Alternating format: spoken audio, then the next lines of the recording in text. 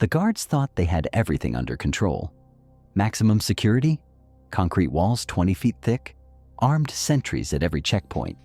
This was supposed to be the most secure prison in the entire Soviet Union, a fortress where enemies of the state disappeared forever.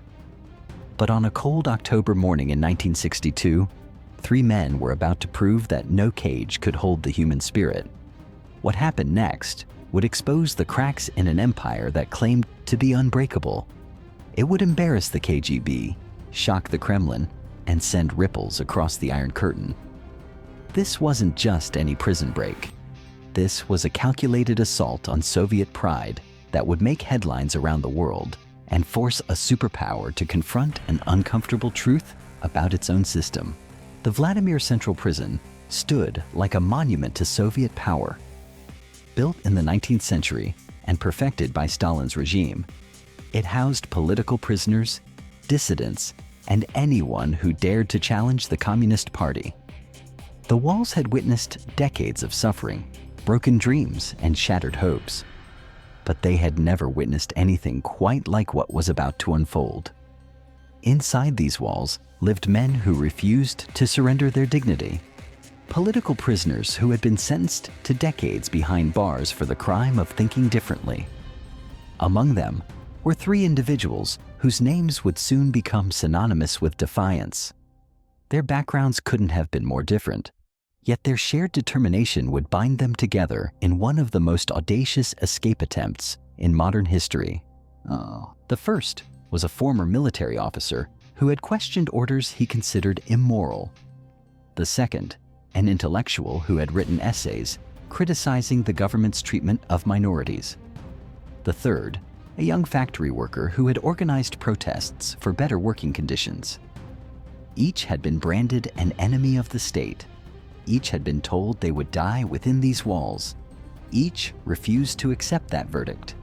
For months, they observed every detail of prison life: guard rotations, meal schedules, the precise timing of cell inspections. They memorized the sound of footsteps on different surfaces, the voices of individual guards, the subtle changes in routine that might signal opportunity. What they discovered was that even the most secure facility in the Soviet Union operated on patterns, and patterns could be exploited.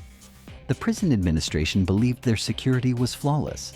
24-hour surveillance, multiple checkpoints, walls designed to withstand artillery bombardment. The surrounding area offered no sanctuary for escapees. Miles of frozen wilderness stretched in every direction, patrolled by dogs and armed guards. Even if someone managed to breach the walls, survival seemed impossible. But these 3 men understood something their captors had forgotten. Desperation breeds innovation. When you have nothing left to lose, you discover reserves of creativity and courage you never knew existed. They began to see possibilities where others saw only obstacles. They started to notice details that had been invisible before. The plan they developed was breathtakingly simple and impossibly complex at the same time. It required perfect timing, extraordinary luck, and a level of coordination that seemed almost supernatural. Every element had to work flawlessly, or the consequences would be catastrophic. Discovery would mean solitary confinement, extended sentences, or worse. They studied the prison's architecture with the intensity of engineers. Every brick, every pipe, every ventilation shaft became part of an elaborate mental map. They learned to communicate through subtle gestures and coded conversations that appeared innocent to eavesdropping guards. They practiced their movements in the darkness of their cells, timing each step to the second. The tools they needed couldn't be purchased or stolen.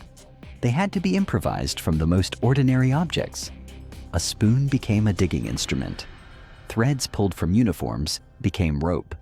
Soap could be carved into keys. In a place designed to strip away all agency, they found ways to reclaim their power, one small innovation at a time. As weeks turned to months, their plan evolved and refined. They anticipated every possible complication, developed contingencies for scenarios that might never occur. They knew they would have only one chance. If they failed, There would be no second attempt. The authorities would make certain of that. The date was set for a night when weather conditions would provide maximum cover. Everything they had worked toward would come down to a few crucial hours. 3 men against the might of the Soviet system. The odds were astronomical, the stakes absolute. But sometimes the impossible becomes inevitable when ordinary people refuse to accept the limits others have imposed on them. October 15th arrived with the kind of bone-chilling cold that made even the guards eager to stay indoors. Perfect conditions for what was about to unfold. The 3 conspirators had spent their final day maintaining the routine they'd perfected over months of preparation. No suspicious glances, no nervous energy that might alert the ever-watchful guards. They ate their meager dinner, participated in evening roll call, and settled into their cells exactly as they had done hundreds of times before. But tonight was different. Tonight, everything they had sacrificed for would either succeed spectacularly or fail catastrophically. There would be no middle ground. The first phase began at precisely 11:37. The former military officer had memorized the exact moment when the night shift guard would pause at the far end of the cell block to light his cigarette. 43 seconds of distraction. Enough time to begin the sequence they had rehearsed in whispered conversations and silent gestures. From beneath his mattress, he retrieved the makeshift tools they had crafted over months of patient work. The soap key that had been tested and retested until it fit the lock mechanism perfectly.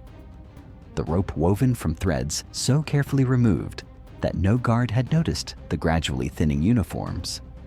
Every item had been hidden in plain sight, disguised as ordinary prison possessions that warranted no second glance. The intellectual's role required the most delicate timing. His cell was positioned at the critical junction where 2 corridors met, giving him visual access to both guard stations. He had learned to interpret every sound, every shadow, every subtle change in the prison's nighttime rhythm. When he gave the signal, there could be no hesitation. The window of opportunity would last only minutes. Meanwhile, the young factory worker had been preparing the most dangerous element of their escape route. His mechanical background had proven invaluable in understanding the prison's infrastructure. What the designers had intended as an impenetrable barrier, he saw as a puzzle waiting to be solved. The ventilation system that carried fresh air throughout the complex could carry something else entirely. The guards had grown complacent over the years. Political prisoners were considered low risk for escape attempts. Unlike common criminals motivated by immediate freedom, these men were intellectuals and idealists. They would spend their time writing letters, reading contraband books, debating philosophy. They weren't the type to attempt something as crude and desperate as a prison break. This fundamental misunderstanding would prove to be their greatest tactical advantage. The authorities had prepared for violence, but not for ingenuity.